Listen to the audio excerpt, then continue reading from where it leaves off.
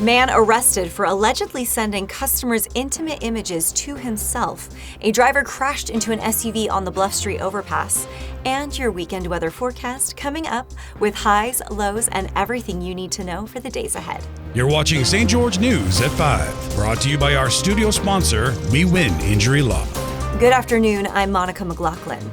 An Iron County man is facing serious charges after allegedly sending intimate images from a customer's phone to his own.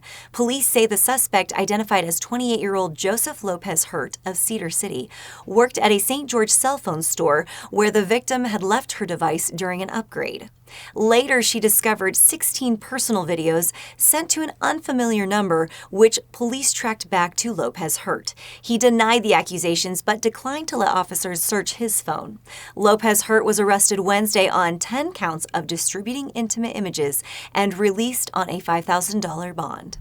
A red light violation led to a crash on South Bluff Street in St. George early Friday morning, flipping an SUV onto its side near the I-15 overpass. Here's Cody Blowers for more details on the collision. A possible error in judgment left a Hyundai SUV flipped onto its side early Friday morning. When officers and emergency personnel were dispatched to the collision that was reported on the I-15 overpass at South Bluff Street in St. George. The crash involved a black GMC pickup truck and the black Hyundai SUV that was found flipped onto its side, with the occupants who were able to climb out of the vehicle and were waiting nearby. At the time of the crash, the pickup driver told officers he pulled off the interstate and thought he had a green light to head south towards Riverside Drive, so he continued through the intersection and collided with the Hyundai SUV, which flipped the vehicle and left it sitting on its side approximately 10 yards from the point of impact. St. George police officer Shane Thompson said the driver was actually looking at the green light that was across the intersection for southbound traffic and then blew through the red light that was for the vehicles exiting the interstate. The Hyundai was left heavily damaged and towed from the roadway, while the GMC sustained frontal damage in the crash. And no one was injured in the collision, while the pickup driver was later cited for failing to obey a traffic control device. Thanks, Cody. Now we'll take a look at your weekend weather forecast, brought to you by Casablanca Resort and Casino. Starting in St. George, it's currently a comfortable 60 degrees under sunny skies. Tonight, temperatures will dip to a chilly 34 degrees. Looking ahead to the weekend, Saturday brings mostly sunshine with a high of 62 and a low of 35.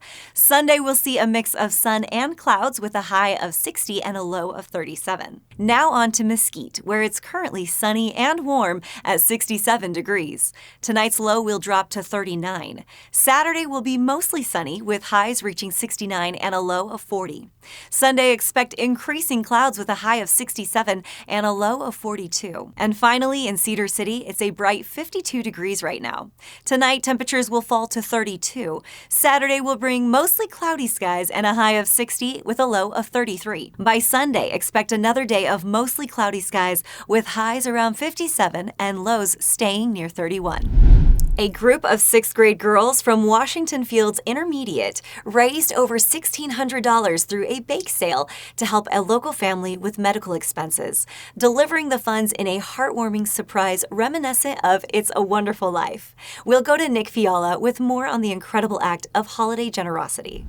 A group of 6th grade girls from Washington Fields Intermediate School recently raised over $1,600 to support the family of Trevor Higgins, who is receiving costly medical care after a motorcycle accident in October.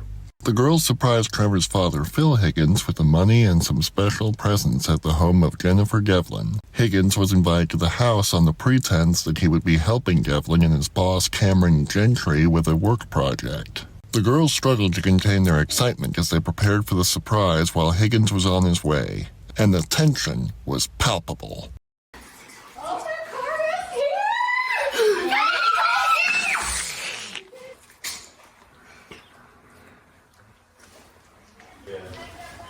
Despite some initial concerns over whether the girls could keep it together, the whole thing finally went off without a hitch.